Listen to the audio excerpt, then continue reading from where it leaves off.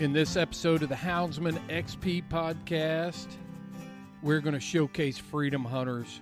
We talk with Anthony Pace. Anthony has become a great friend, and there isn't any partnership that we have that's more important to Houndsman XP than the relationship and the partnership that we have with freedom hunters. Freedom hunters takes Americans warriors, the people that have sacrificed for our freedom, and puts them in the field and reconnects them with the hunting public, gets them involved. Many of these veterans have never been hunting before, or they are searching for something to get involved with after they come back from lengthy deployments, traumatizing battle, and I'm very proud of the relationship that we have with Freedom Hunters, and I really like what Freedom Hunters is doing for our military veterans. You're really going to enjoy the podcast. It's going to provoke some thought. I hope you sit back and you think, man, what can I do to get involved in 2021 and pay back America's heroes for the freedoms that we enjoy every day? So I hope you're not skipping this pre-roll. If you are not, then thank you very much. I want to tell every one of you Happy New Year. And from the bottom of my heart, I appreciate every one of you that is following us and are faithful listeners every week to this podcast. I never thought that we could have the following that we have. You guys are awesome. And I just want to start off the new year by telling you that.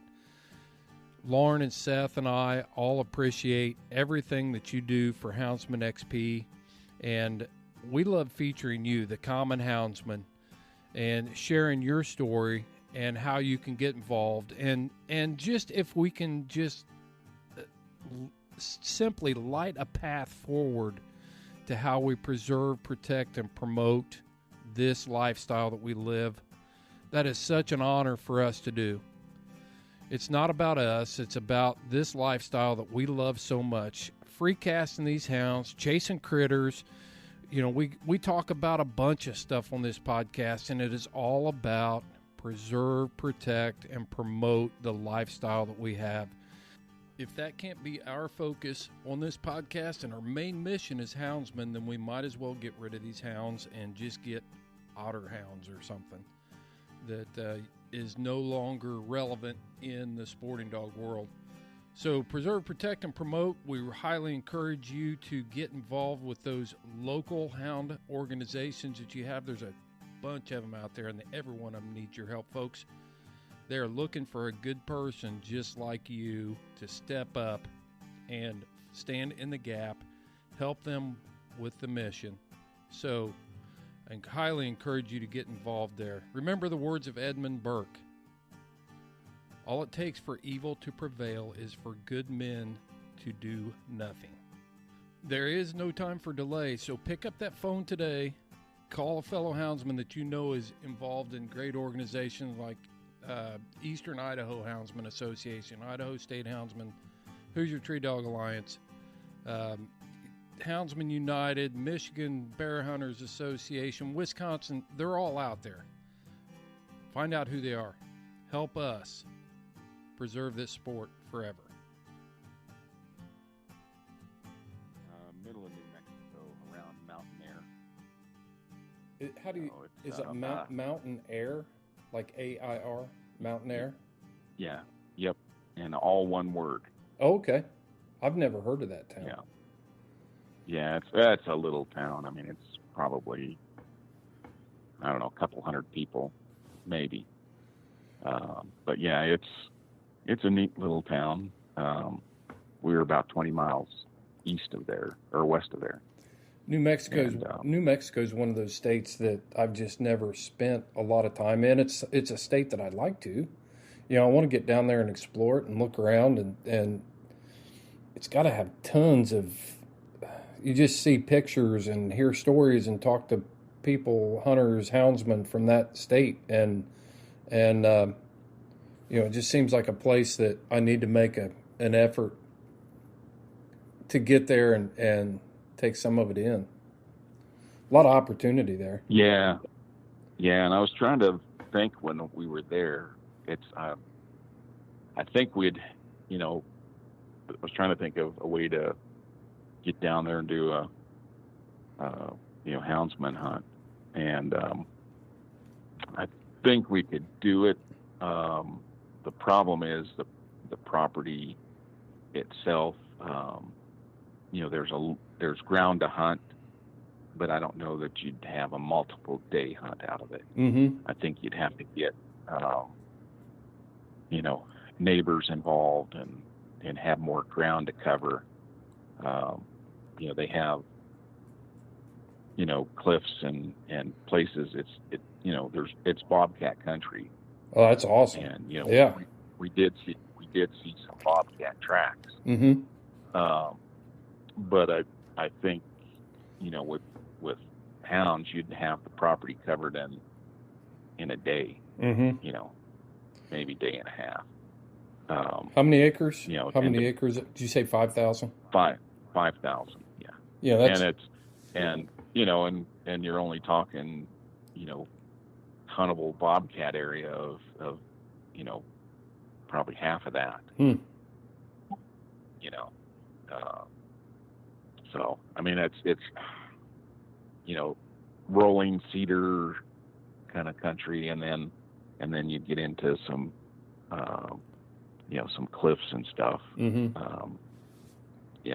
Kind of going up to the top of the mesas, not really big cliffs like what we were seeing on the Navajo reservation, but maybe lower country type stuff. Yeah.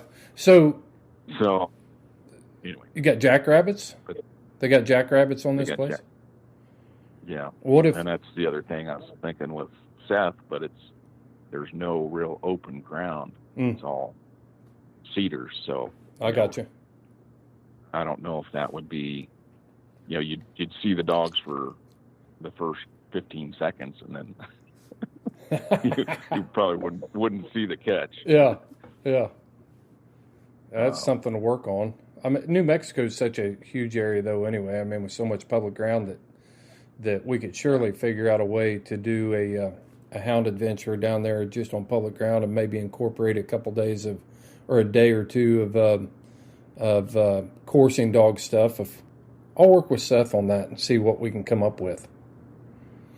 Yeah, because the nice part about the ranch is that we have housing. Ooh.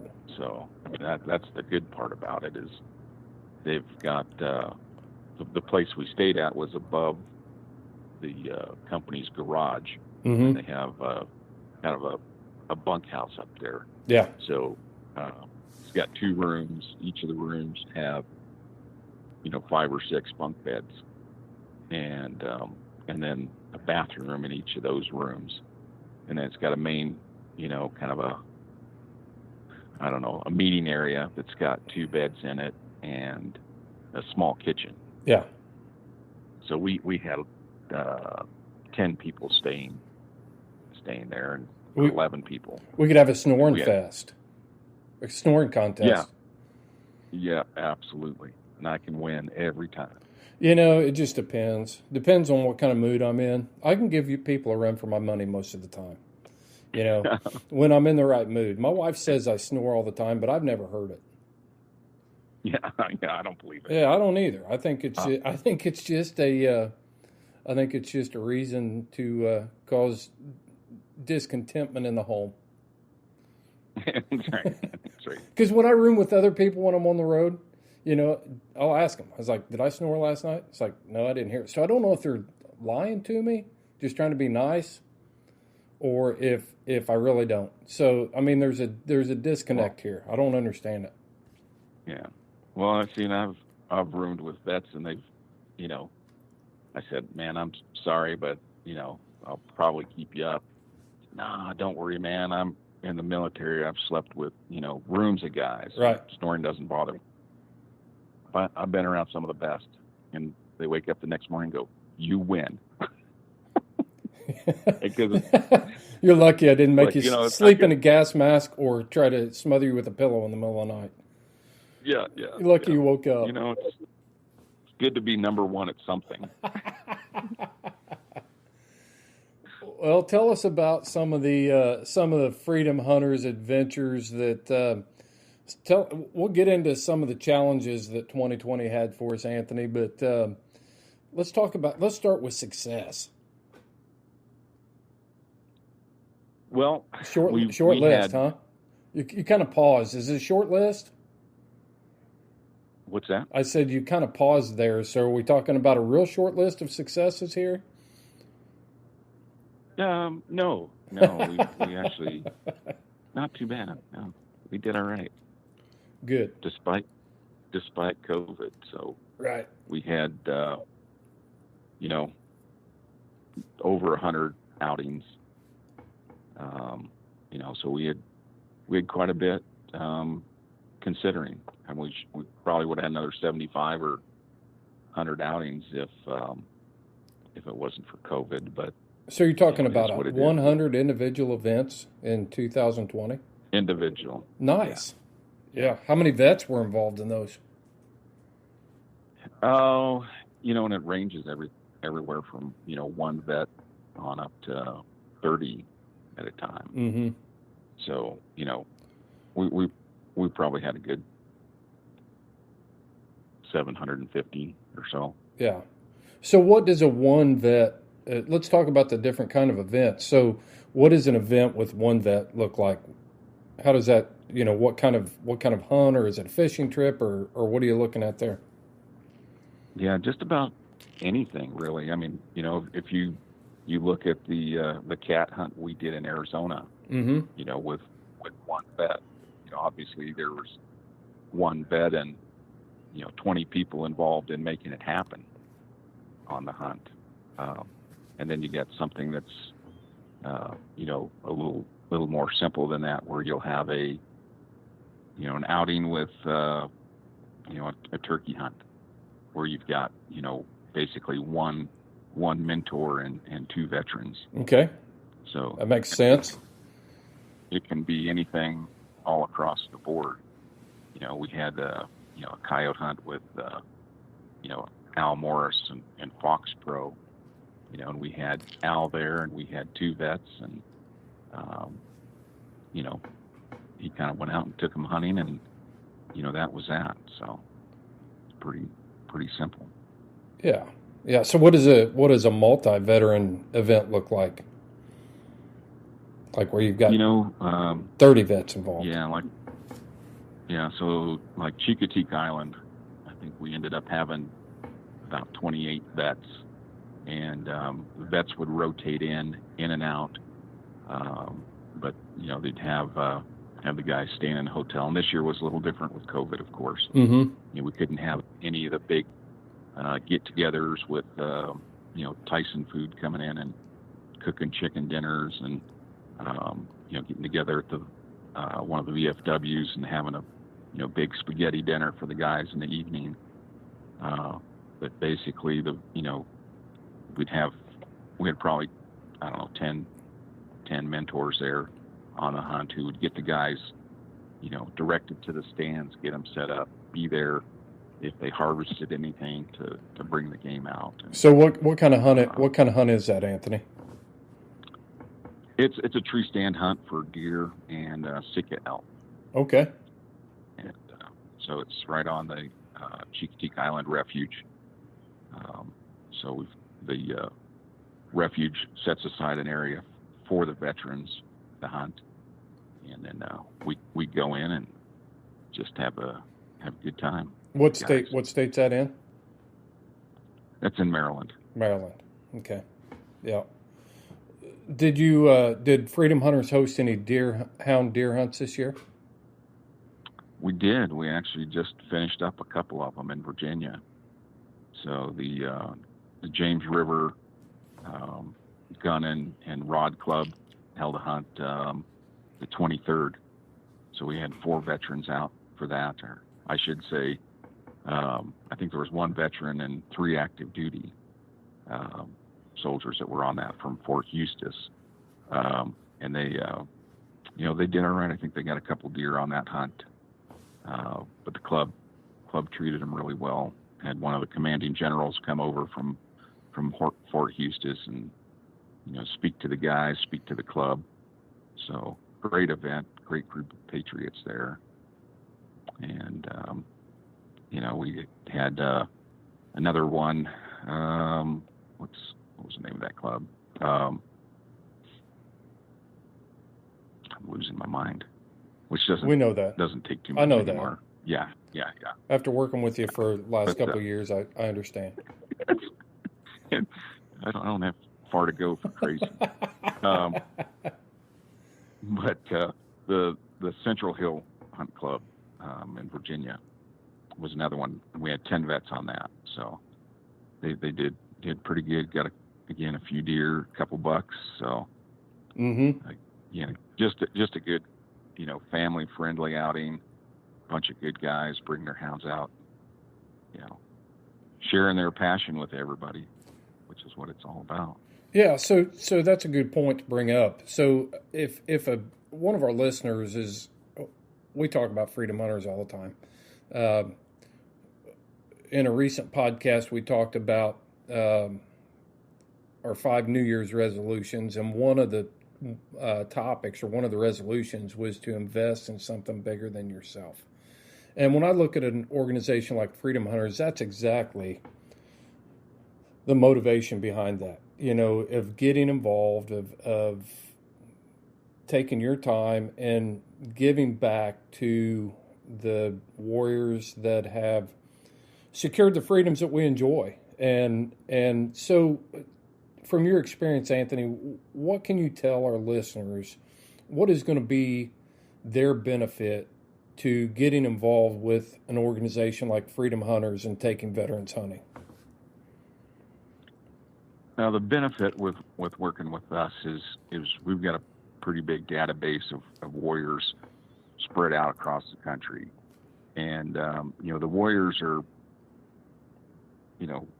they're really interested in getting out and doing just about anything, experiencing new opportunities out there. And a lot of them have never hunted with hounds. Mm-hmm. And, we've kind of found in the few that we've done that, once the guys get out there and experience it, that they're hooked, and that they, become new houndsmen out there and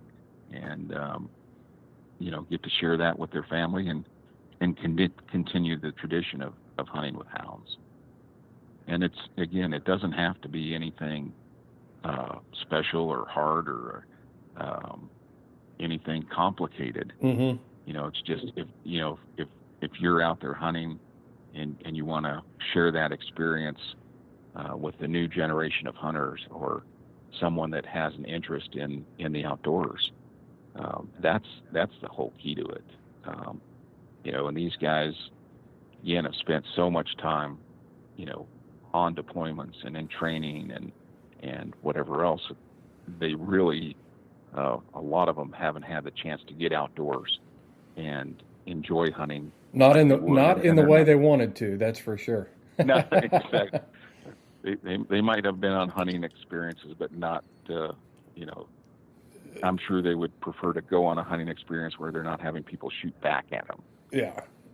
Well, I mean, every veteran, every warrior goes into that, but yeah, you're right. I mean, it's just an opportunity for veterans to, find something to do beside, and you said it at the first time that you were on our podcast, besides sit on the couch and play video games. And hunting provides an opportunity for that. And when you go to these events and you see veterans, you see the people who helped put this together, what kind of reaction do you get from them when at the end of the event they've put in all this work, they've put in all this time, and what kind of reaction do you get from the people who hosted or helped put on the events? To be honest, sometimes the benefit is greater for those that are putting it on than the warriors themselves. to be able to sit there and watch a warrior come in and at, the first, 15, 20 minutes, half hour, they're quiet, reserved, in a shell, not quite knowing what to do. Mm-hmm. And then by the end of the hunt, they're out of the shell. They're, having conversations like they've been friends since second grade. And to see that change in the warrior and feel that appreciation, I sometimes feel guilty that, I think I'm getting more out of the hunts than the warriors are. And Yeah. I'm not ever pulling the trigger. I'm not pulling the trigger. Mm-hmm.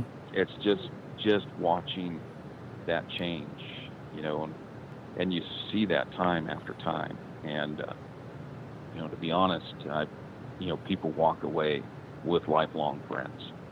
And, there's people that we've had out, 10, 15 years ago that are still in contact with the warriors that they went hunting with. And, they spend separate time together out in the woods. They, carry on conversations about family and friends.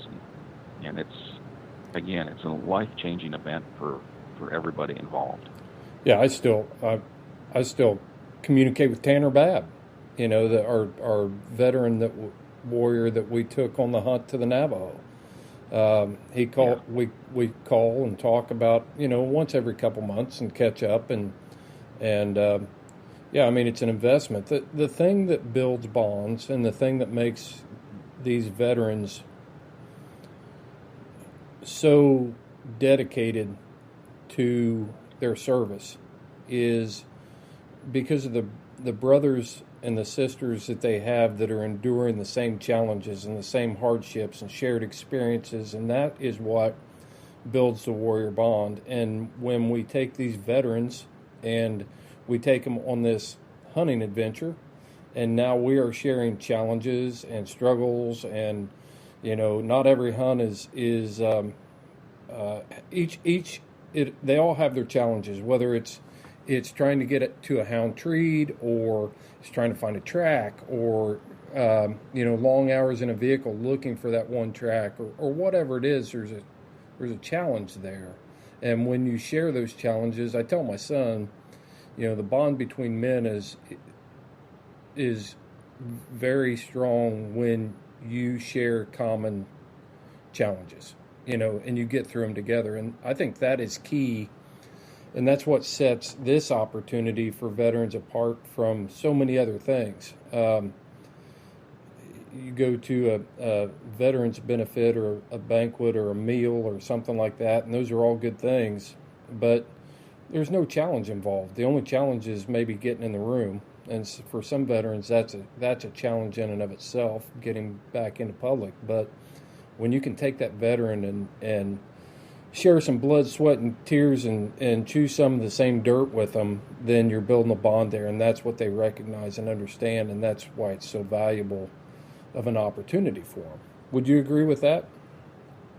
Absolutely. And I'll bring up a gentleman that we had this last weekend out as a mentor. He was a veteran that I invited to a Ducks Unlimited banquet. He came to the banquet, and he was reserved. He sat back. He didn't have really. You could tell that being in a room with that many people was bothering him. Mm-hmm. And he did everything he could to muster the strength to stick through the whole event. So then we invited him out on an antelope hunt. It was part of the Jim Shockey tribute hunts, and had him out on a pronghorn hunt.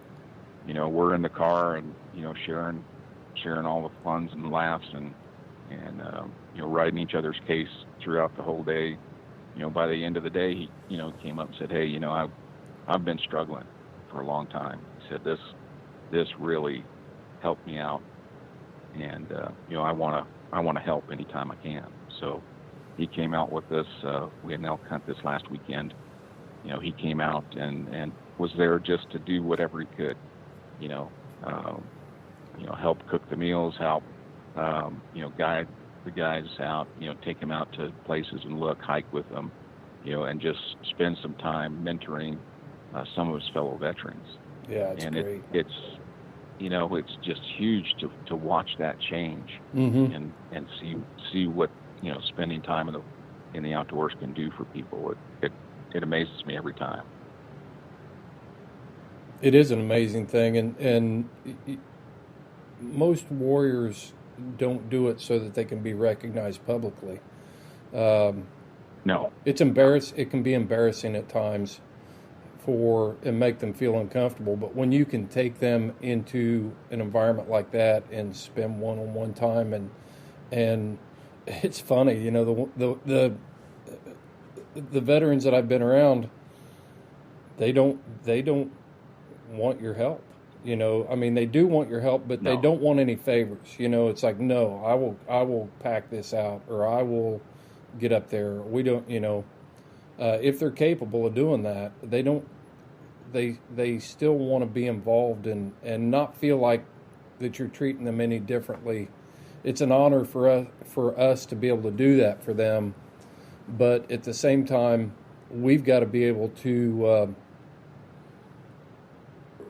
respect their dignity. You know what I mean? So if you have an event, absolutely, and all of a sudden you're standing them all up and you're like, tell us all the awards that you've won, all the citations you've earned. The warriors that I know don't feel comfortable doing that, and that's not the environment. But when you can go out and hey, you shot that elk, you're going to pack some of it out. They're going to be like, you better believe it. And that absolutely. builds the bond. Yeah. And they're men's men. I mean, they don't want to be pampered. I don't care what kind of disability they have.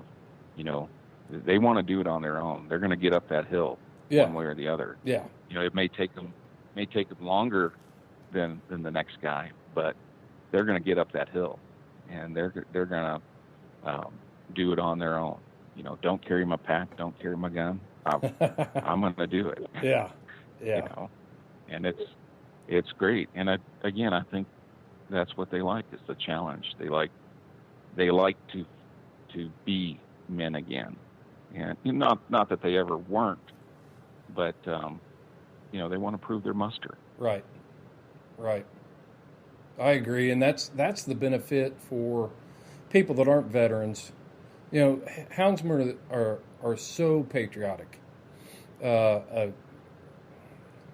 Just a patriotic group of people, and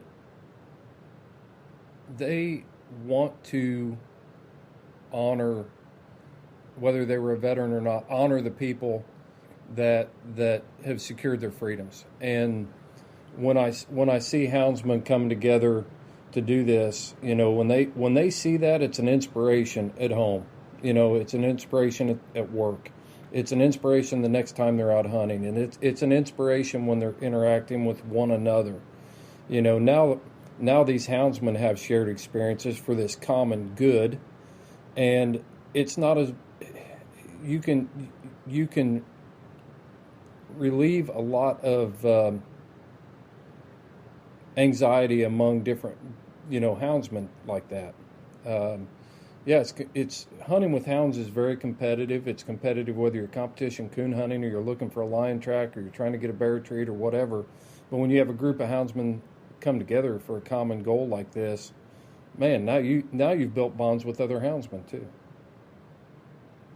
Oh, absolutely. And it's, again, being on the lion hunt that we had Tanner on, was my first hound hunt to be on. And just to see, the community come together and the houndsmen in the area. And, we had, guys that were dedicated and coming to help, but then, we ran into the group of houndsmen, from out of state, and they were, giving us pointers, showing us, where they found tracks, and we would, it's great. Absolutely. We were getting calls while we were on this. Hey, you guys are doing that Freedom Hunters hunt. If we find a track, we'll call you. Of guys that weren't not in the core organizational part, I hesitate to say our group, but there were a few of us there that were working together. But we had people that we would run into, and when they found out what we were doing, it's like, well, if we find a track, we'll call you. Man, that's awesome. That's great. So yeah. So let's talk. Yeah, it's neat stuff. Yes, it is. Yes, it is. And I say it on the podcast all the time. If you host a Freedom Hunters event, the chances are very good that you are going to be the biggest beneficiary out of this thing. And not to take away anything that the veterans or the warriors can benefit from it. They are going to, but it's never going to be a waste of your time. Never. If you're going to walk away with that with a whole new perspective, and what an awesome opportunity. Yeah, absolutely. It's extremely patriotic to do, and once you do it, and you see how it affects the warriors, it'll change you, and it'll inspire you that we have such great men and women that serve our country, mm-hmm.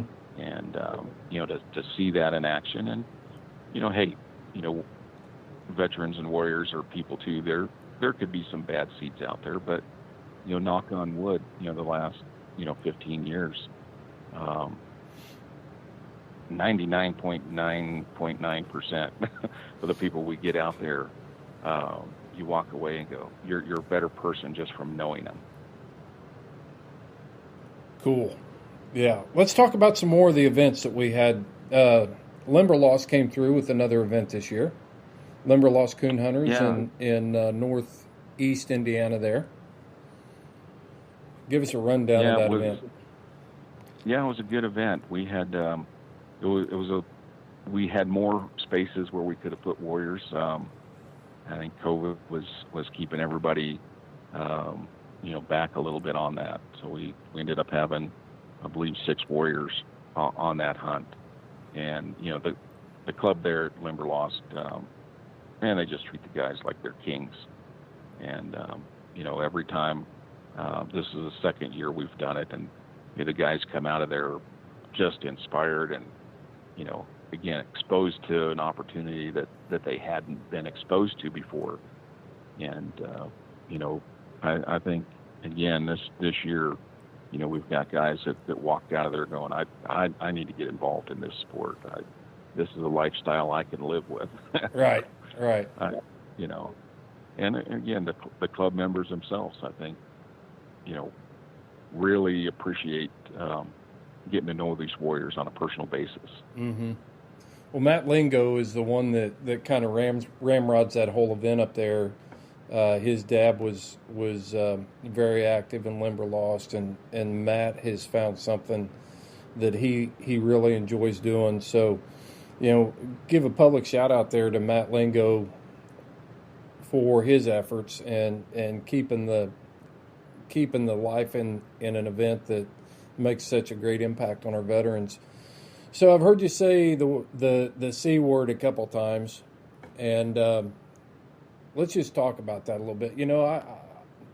When we look at the national statistics, on COVID and the effects of COVID, the positives in that for hunters and people who do things outdoors is the rush of people that have come into our ranks to be involved in that, and that's a positive thing on one hand, that we need more people that are familiar with what we do and how we do it, but it also presents some challenges. When you gotta share space with people, but we have an opportunity there. I saw a statistic the other day. There's 7 million new shooters since COVID kicked off. Just shooters, just people that are buying ammo and buying guns. Now, that's not it sounds good, but try to find a box of 22 shells right now. It's got its challenges. And What are some of the challenges that COVID has thrown at freedom hunters in 2020? The one of the biggest challenges we had was, the loss of fundraisers. We started off with, we had our Jim Shockey Classic golf tournament that was scheduled the middle of March last year, and everything was looking good, and then things were gearing up with everybody being worried about COVID and the regulations tightening and travel being harder. So that shut down that event, and then we lost several other fundraisers, throughout the year. And so that was the biggest challenge, and it hit also during turkey hunting season, as we had big hunts that were set up with a lot of clubs, where we'd have a large number of vets there, and pheasant hunt that we had set up with 30 vets, and a lot of that hunt was older Vietnam vets, and the scare of COVID and the reality of COVID. I mean, it is a disease you've got to be careful with, and a certain population, especially the older vets, you want to be extremely careful. Younger vets, they may get it and it hit a mild case of it, and I had it, and it was I've been sicker many times in the past than I did with COVID. But it's, again, it's a challenge. You don't want to, expose people, to a virus that could be deadly to them. They could be that, 0.1% that, their bodies don't react well with COVID. Mm-hmm. So, we try to be as careful as we can with the outings that we do, and again, try not to, have the big dinners and get-togethers that we might on certain hunts that we've done in the past. We just, we pare that back and, deal strictly, with the vets involved, and do what you can to be safe and be respectful of other people. And, it's unfortunate that we lost the hunts that we did. And, I kind of feel, we're already dealing with, suicide rates of 22 vets a day out there, which is epidemic. And then you get the pandemic on top of that, and the suicide rates have jumped. I'm hearing, anywhere between, 30 to 40 vets a day taking their lives during this. Wow. And part of it is, the isolation, the feeling of hopelessness. So I think even more important is the opportunities that we have and the outings that we have, to give somebody, an opportunity, even if they know, hey, it's, a month or two down the road, we've got something to look forward to. Mm-hmm. And to prepare for, get out and shoot, and get your gear and your body acclimated for what you've got to do for the upcoming opportunity. Yeah. I think is huge psychologically, and important for the guys to be able to get that forward thinking again, instead of, hey, doom and gloom, the world's coming to an end. Yeah. So what you're saying, what I'm hearing you say, Anthony, is yeah, there's been challenges, but you've found ways to overcome the challenges to still get vets in the field in 2020, and you're going to continue to do that into 2021. What I'd like your opinion on, and maybe have a discussion about, is what's the forecast look like? I mean, when the NRA can't have its annual convention and you lose millions of dollars in revenue, and the SHOT Show's canceled, and you can't have those traditional fundraisers as we know them or we've had in the past. What's your forecast for organizations that operate mostly on membership and donation basis? I think you just have to adapt and overcome. We've switched and gone to a lot of online fundraising opportunities, and you see that with every conservation group out there. You're getting an email or notification or Facebook message from Ducks Unlimited and Delta and Rocky Mountain Elk Foundation and NRA and on down the line. Where we've got to come up with new and different ways to fundraise. And we've still, we've had a, in-person sporting clays event, and in conjunction with an online auction. Again, if people didn't want to come to the event online or in person, they could bid online. Mm-hmm. And we've got the Jim Shocking Classic Golf Tournament coming up, March 28th and 29th in South Carolina. We're going to have that in-person element there as well as the online. And, the nice part about, I guess people are more comfortable with the online fundraising portion that they're seeing now and more aware of it. I know there was probably people who didn't want to, bid online auctions and worry about their, exposing themselves to, credit issues and personal identification theft and things along that line. But it's becoming more and more prevalent that, I think in the end that's probably going to help all groups that are out there fundraising. Mm-hmm. And be able to not just depend on whether you've got a couple whales in the room willing to spend a lot of money on specific items.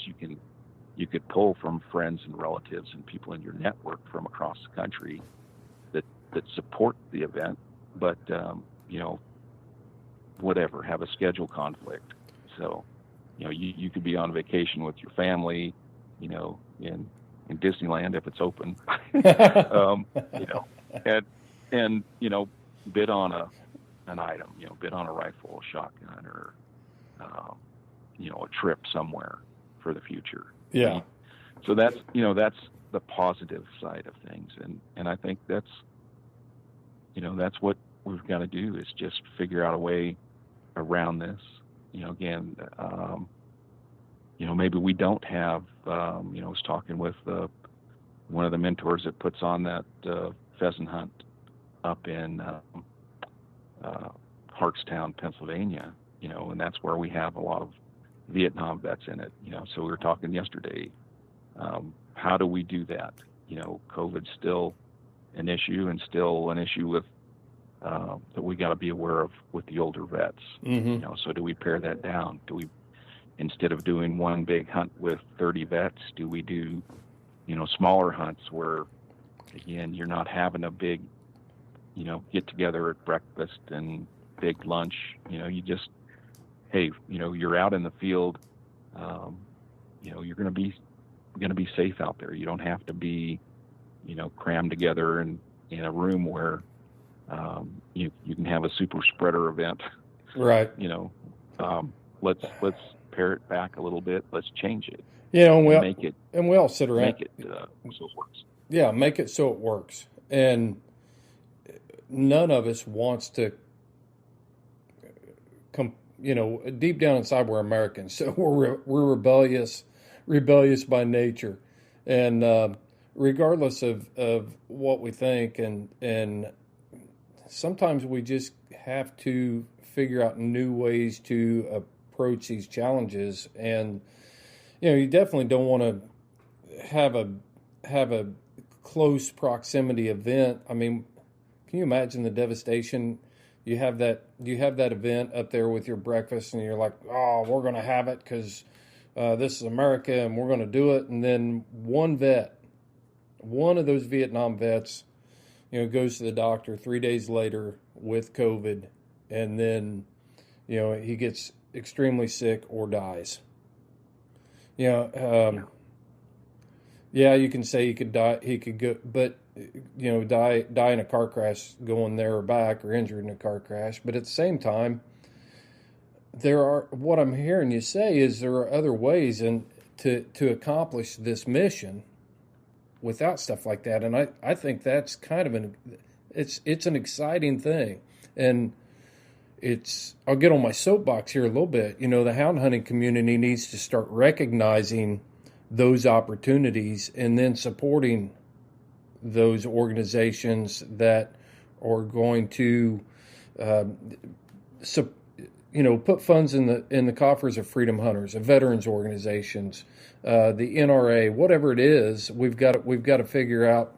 We've got to be able to recognize it, because it's a new thing, and we've got to get on board, because Hollywood movie stars are writing checks for $100,000 to the people that are trying to take away our freedoms, and to the organizations on the other side. And if we don't get with it, we got to find a way to overcome, or we're going to get swept aside. We can't keep up. Yeah, absolutely. And, it's, right now, the firearms industry and the ammunition industry obviously are doing well in COVID. Yes. They can't keep up with demand.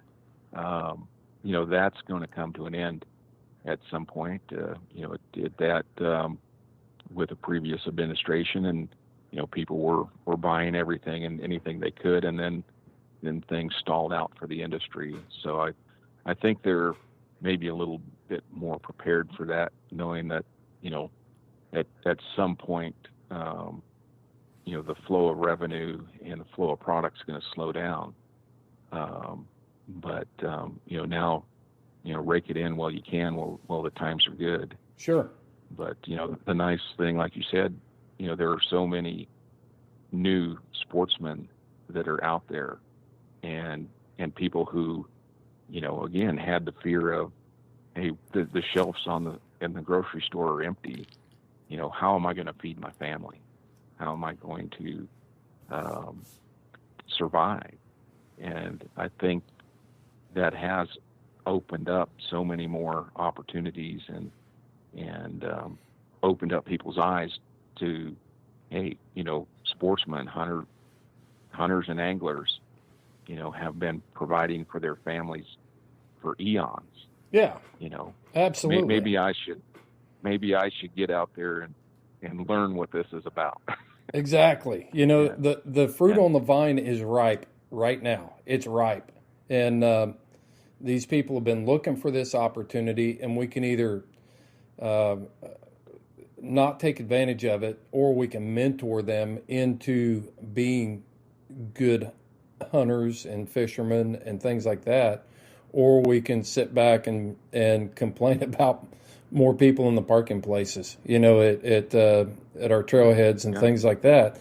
But the fruit on the vine is ripe right now for us to pick it, and they may never hunt again if this thing comes to an end. They may never hunt again, but if we do this right, they're not going to fight us, because they've experienced it and they know what it is. And Sure. Man, what a great opportunity! I just think I've referred to it as the second golden age of conservation, if we're smart about it, and we try to mentor these newcomers into our lifestyle. Then we can secure the future of our sport and our lifestyle. Absolutely. And it's kind of neat. We had one of the online auctions that we had Benelli put on for us, and one of the guys that bid on the pheasant hunt at the Kansas Governor's Ringneck Classic, they always give us a couple seats at the table to auction off to make money for. They've been hosting vets for us, the last 10 years. But the guy who ended up winning the bid for the Ringneck Classic was a new hunter. It was his very first hunt, so he got to go out there and hunt with a couple of our vets and enjoy and see what it was all about. And, he's hooked. Great. He is one of those guys that, he's an exec at a, cell phone company, and really had no idea, what to expect when he showed up there and experienced the hunt. And I always wonder what those guys are thinking on the drive too. It's like, okay, so what's this going to be about? And he shows up with a tactical shotgun, and just he bought the gear he thought he had to have, and he had he only has the one shotgun, right? And afterwards he's like, I need to rethink and maybe get some more gear. Well, that's so be a little bit more prepared. Yeah, and it's neat. It was really neat to see that. Again, somebody that as sportsmen, you might look at it on the surface and go, we don't want him involved. He's not our type. And how wrong is that? Just because they've never experienced, the opportunities that we had growing up, with mentors from, your grandpa to your dad, or friends. Just because they haven't had the experience, doesn't mean they can't appreciate it after being out with us. And now he's back in the office, and he, when he's standing around in the meeting room or around the coffee break room, and somebody says something about hunting, he can say, wait a second, I think you might have that wrong. He shows up with a tactical shotgun and looking like he stepped out of an L.L. Bean catalog, or maybe a Rambo movie, who knows? But we've allowed the Hollywood and some of these people to control the narrative of what hunting is and who we are and stereotype us. And then you get a guy like this that shows up for an event and he leaves there with a completely different mindset. I mean, a complete paradigm shift. I'm going into this thing. I need a headband and a pack of Red Man and a tactical shotgun to fit in. And then he leaves there and he's like, that's not what I thought it was. And it's a good thing. And now he can talk from a voice of experience rather than what he's been fed and what he's been told that hunting really is. And you see that I've seen it with veterans, even at Limberlost. The Sure. Guys came from, where was the farthest one away, Missouri or Iowa? A veteran showed up from Missouri or Iowa. Iowa. And this guy's sitting there talking about hunting coons and squirrels and tells me that was a bucket list thing for him. He wanted to coon hunt and squirrel hunt. It was a bucket list thing for him. And I'm like, wow, dude, you need to get out more. It's like we do this all the time. But to hear him say that, it made me realize how big of an impact it was for that guy. And he had a blast. It was so much fun. So much fun. Yeah. So. Yeah, he was, and he ended up coming back again this year. And I could. He just wanted to be there to be part of it again. That's cool. That's so cool. Well, tell our listeners how they can get involved. I think when people hear the podcast and people hear us talk about Freedom Hunters every week, how can people get involved and what's it going to take? I mean, are we talking about, big logistical nightmare, or what are we talking about here as far as getting involved in using their resources that they have available to get a veteran back out there for a hound adventure? And again, it can be as simple as you want to make it, or as complex as you want to make it. I'm more a simple guy, and my wife would probably say simpler than I need to be, but simpleton. That's on a mental basis. So, but just contact us and let us know what kind of opportunity you have. Do you have, do you want to get guys out, for a coon hunt? You tell us when and where, and whether it's a day hunt or if it's a 2-day hunt, and then we could work on logistics. Do we have to get the guy a hotel room? Do you have lodging for him? We try to get guys, within a logistical range that they can, drive to the hunt fairly easy. Depending on where it's at, sometimes, the closest guy we have may be, a state away, or at least a guy that has that time slot available. May not be, a guy in the next town over. So the biggest thing is when and where, and then we can just hammer out the details from there. And it can, again, be a simple, hey, I'm going to do a Saturday hunt. Have the guy show up, Saturday morning. We'll hunt from dark till midnight or 1 a.m, and then find a place for him to stay. So it can be that simple, and it really doesn't matter what the opportunity is. We'll find a veteran that wants to be part of that. And like you say, it could be a bucket list item for him. It could be where, he grew up, hunting hounds with his grandpa and hasn't hunted hounds, since he was 12 years old. So everybody's going to be a little bit different. Every event is going to be different. And all you've got to do is reach out. We've got, the email going directly to you at houndsmanxp at freedomhunters.org, or, reach out to us at freedomhunters.org. Whatever way you touch base with us, then we can just start working on the details and get it hammered out. And it can be something that could take, weeks trying to get the details, or it could be something, so simple that it only takes us a matter of a minute or an hour or so to get everything lined up and then get the invitations going out to the warriors. So, okay, so it's easy enough that if I'm a coon hunter and I decide that I want to be involved, I could simply meet a veteran at a local fast food restaurant parking lot, leave their vehicle there, take them hunting for a few hours, drop them back off, and they could go home. Is it that simple? It could be that simple. Yeah. Like I say, it doesn't have to be complicated. Yep. And if you want to make it complicated, and I say complicated, if you want to make it a little bit more extravagant, and you want to get the club involved, and you want to have, the wives make dinner and make it a big outing, we can do that, and we'd appreciate that. But it doesn't have to be.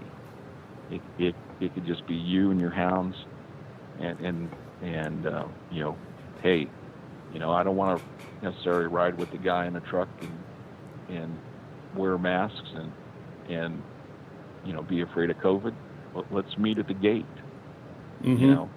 Again, you don't have to have the contact that would expose yourself to COVID or whatever else. But I guarantee. Go ahead. I'm sorry. I was just gonna. But I guarantee it'll be a life-changing event for you. Yeah, these warriors aren't strangers to finding points out in unknown places. They give you a six-digit grid coordinate and say, meet me here. And a lot of these guys know exactly how to do it. If you send them a pin drop on an iPhone and say, hey, meet me here and we'll hunt, we don't have to ride in the truck together. You don't have to worry about your mask. We'll meet. That's a great point. That is an outstanding point, and one of the things that we need to look at for possibilities for meeting the challenges of this whole COVID situation. So, but the extravagant part, it can be extravagant, and when I do stuff, I probably try to plan overplan or do stuff a little more complicated than what it needs to be. So I just want to lay out exactly how simple it could be. When I see a group like Freedom Hunters and an organization like Limberlost, then there's so many possibilities there. You've got an opportunity for community involvement at that point. Press. What representative or elected official doesn't want to get their picture taken with veterans? The local VFW cooking food, and now you've just made some serious investments in your own future and your community. You're giving back to your community at that point. So even though it could be as simple as a pin drop on a phone, meet me here, it can also be, something that could be really good for the hound hunting community overall. Sure.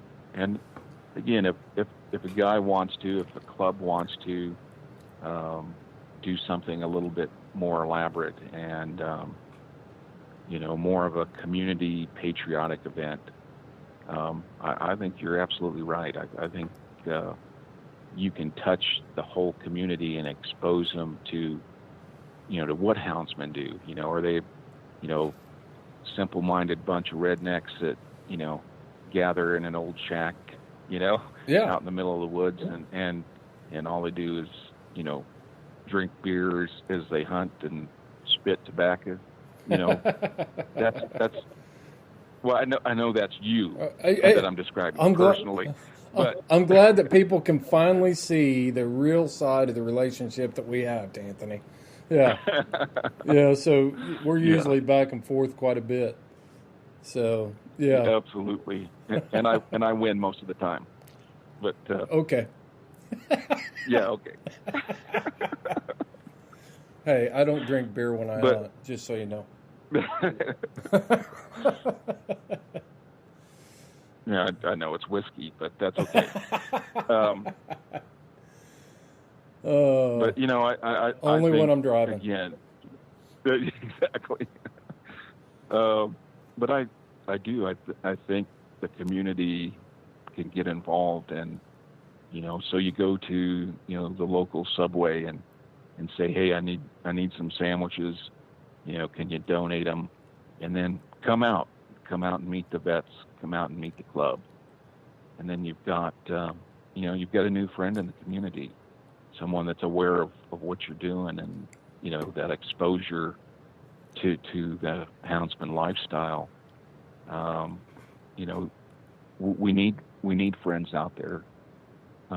Again, they may not ever want to own a pack of hounds and hunt every weekend and whatever else, but if we can expose them to our lifestyle, to the tradition, to what the hounds mean to the individual pack owner, what what the tradition of has been as they've grown up, and to be able to share that, I think is huge for the future of the sport. You bet. And I'm just going to elaborate here a little bit. It's not.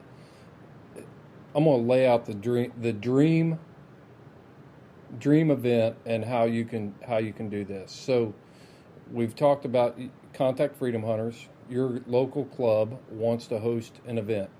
Okay, so from that point, I think a lot of people, they always think that, well, we got to look within our own circle to do this. No, let's make this a community event.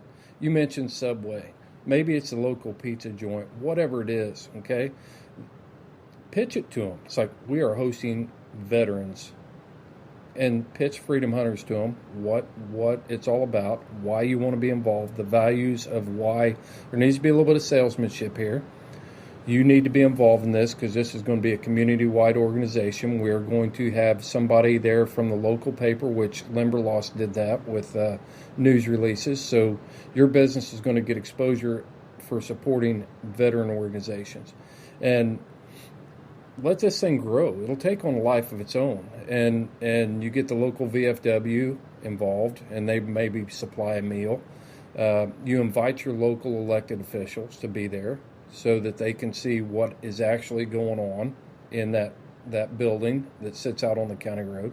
And then you take pictures and you put those on social media, and you send one of those pictures back to that business that they can proudly display as a donation, a supporter of Freedom Hunters. Man, there are so many wins in that kind of an event for a local hound organization. It's a win, win, win, win, win, win all the way around. And absolutely. And I know both of us will be more outside. Yeah, both of us would be more than happy to help these people set this type of an event up. And thinking outside the box, go with it. What are you thinking? Yeah. Oh, absolutely. And again, I think if you think outside the box, do you have a manufacturer in town that, maybe employs, 100 people, 150, 200 people, would they be able to support it? Again, even if they're, you could get them to, pay for the meals or, come out and, fill a swag bag for the guys. Just a little bit of everything. But the whole thing is, again, do you want to get the community involved, and do you want the community on your side? Exactly. There it is.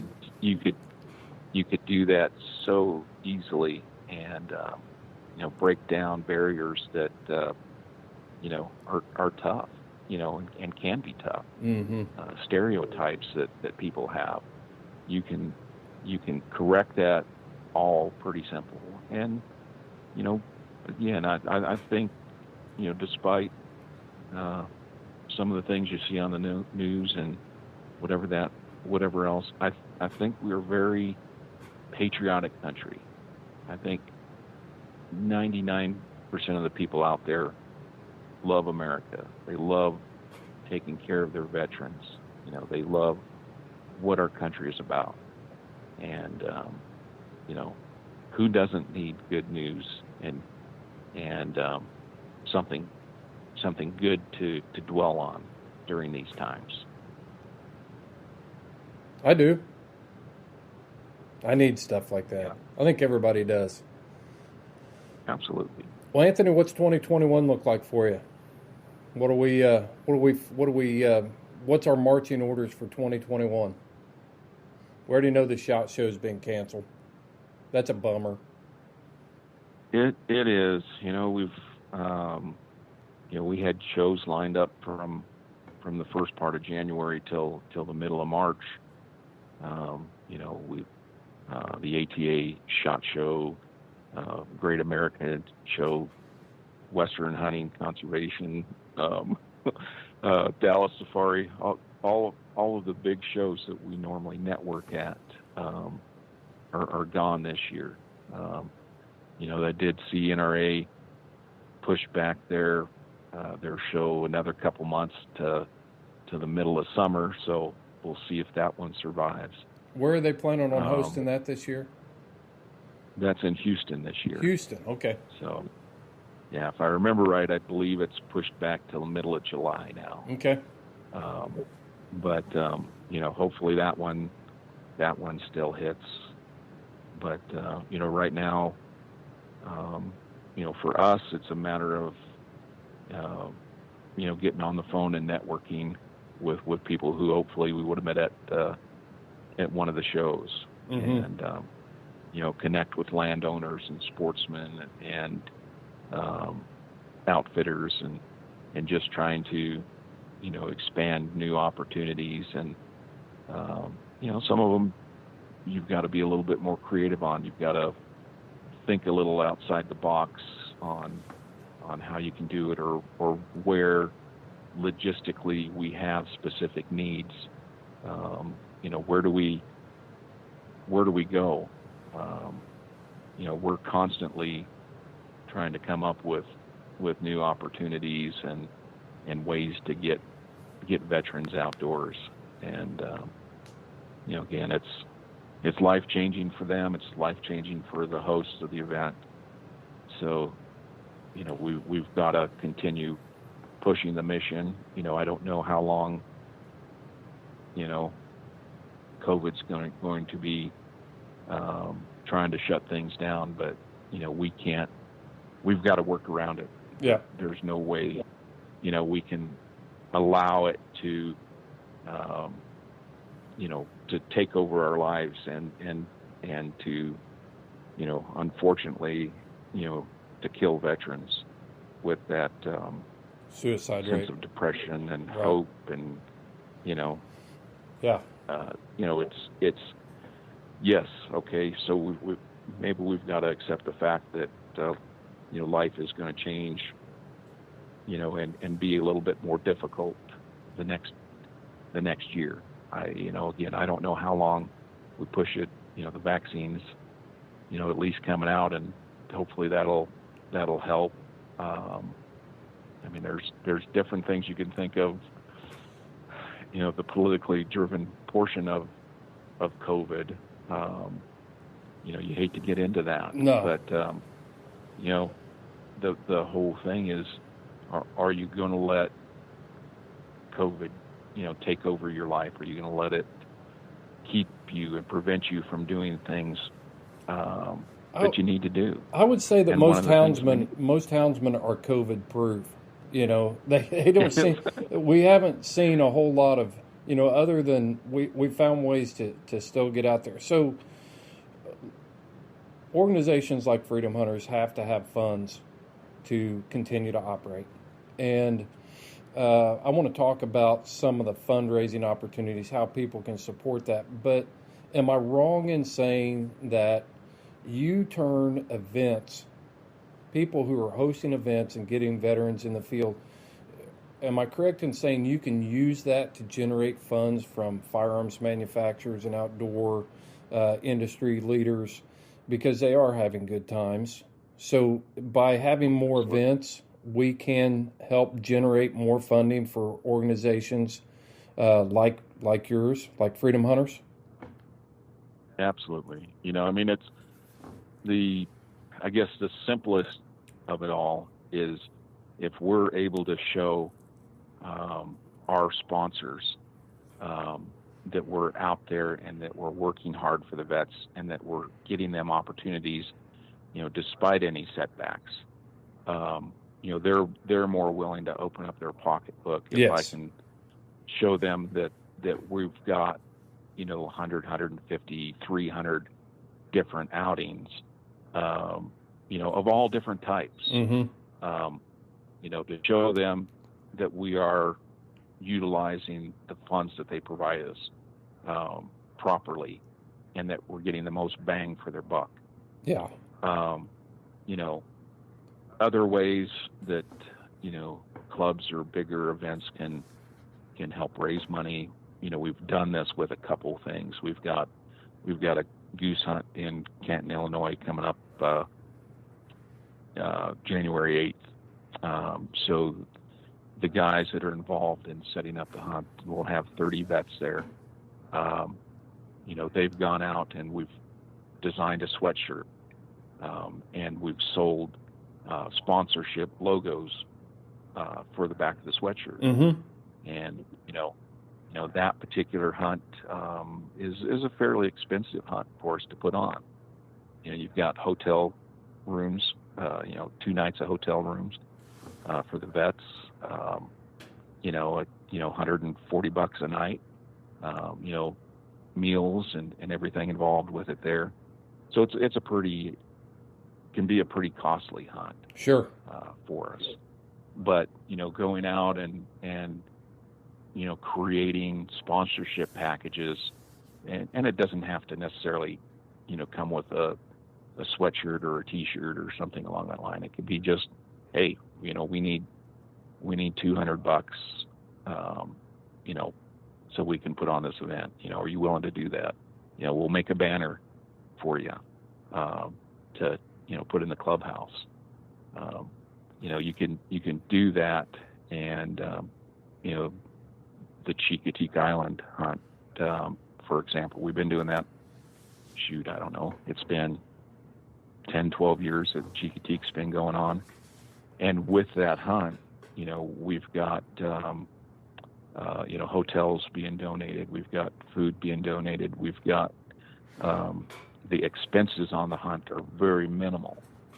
But we also have, groups, like Tyson or VFW or whatever that are basically out fundraising so that, we walk away from the event getting 30 vets out, and then, having a couple $1,000s put in a kitty so that we could do, something else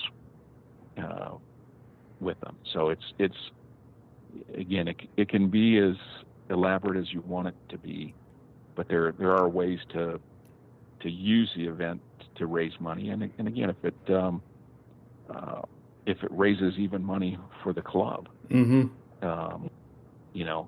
obviously it's nice to have money flow back to us to keep our mission going, but can you raise money for the club to then hold a youth event or to do something different? I'm fine with that. Okay. Again, if the club itself benefits from it, in the end, we benefit. Because they're going to repeat. They're going to do it again. Absolutely. Yeah. Absolutely. And that's good. That's good for them, and it's good for freedom hunters. It's good for our veterans, and it's good for our lifestyle for sure. Well, Anthony, I'll tell you what. I think. Do you have any final thoughts or anything we missed? Anything you want to get out there?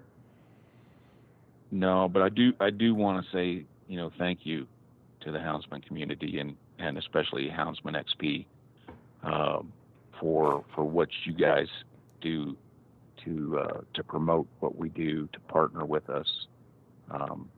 It's a relationship that I'm extremely proud of and thankful for. Well, that is that is mutual, Anthony. I can tell you that we're proud of our partnership with Freedom Hunters, and there are a lot of organizations out there that are